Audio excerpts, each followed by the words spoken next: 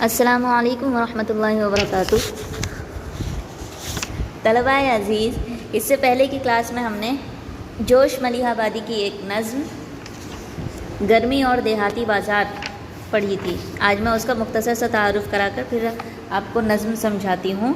ان کی پیدائش، جوش ملیح آبادی کی پیدائش 1898 میں ہوئی، وفات 1982 میں ہوئی۔ تخلص ان کا جوش ہے، تو ان کا نام شبیر حسن ہے اور تخلص جوش رکھتے تھے، اور ان کا وطن جو ہے وہ ملیح آباد تھا۔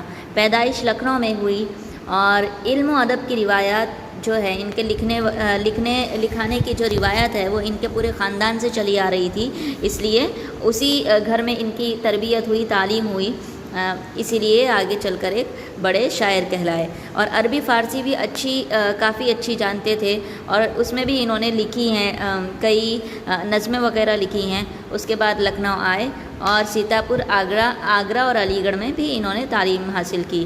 پھر ان کے والد کا انتقال ہو گیا، اس کے بعد وہ کولکتہ چلے گئے، اور وہاں ان کی ملاقات رابندر ناتھ ٹیگور سے ہوئی، اور ان کی جو شخصیت تھی اس نے جوش کو متاثر کیا، وہ کافی متاثر ہوئے ان سے۔ اور پھر بعد میں عثمانیہ یونیورسٹی جو حیدرآباد میں ہے، تو وہاں پر دارالترجمہ میں ناظر ادب کے عہدے پر ملازم ہو گئے، اور 1934 میں دہلی آئے، اور وہاں پر ان کے کئی شعری مجموعے جو تھے وہ انہوں نے لکھے۔ جوش ملیح آبادی انتہائی قادر الکلام تھے،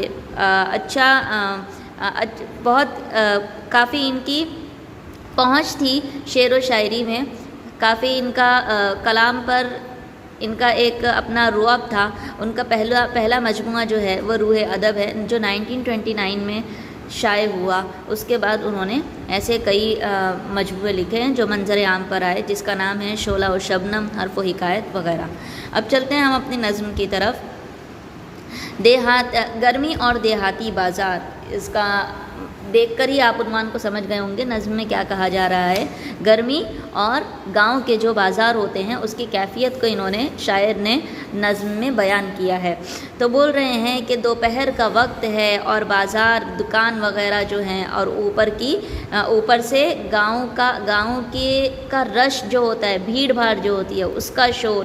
ایک تو دوپہر کا وقت ہے، اور بازار ہیں، دکان ہیں، اور گاؤں ہے، پھر گاؤں میں لوگوں کا شور ہے، اور خون کی پیاسی شعاعیں جو ہیں، سورج کی شعاعیں وہ ایسی ہیں گویا کہ خون کی پیاسی ہو گئی ہیں، اور روح کو تڑپا دینے والا، روح افزا، روح کو تکلیف دینے والی لو جو گرم ہوا چلتی ہے اسے کہتے ہیں۔ ایک تو اس کا زور ہے، اور ایک آگ کی طرح رو کہتے ہیں بہاؤ کو، دھار کو۔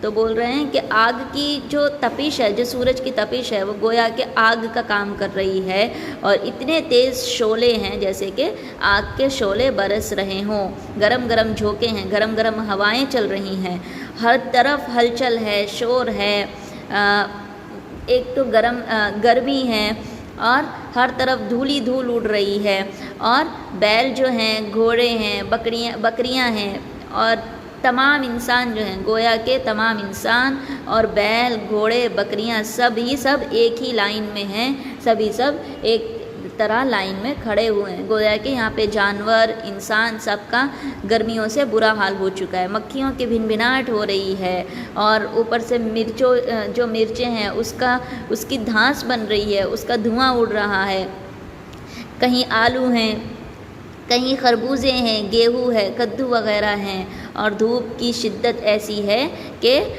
پیاس سے برا حال ہو چکا ہے۔ گرم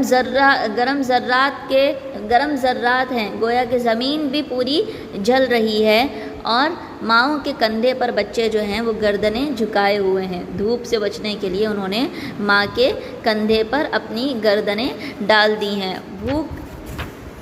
بھوک کی آنکھوں کے تارے، پیاس کے پالے ہوئے۔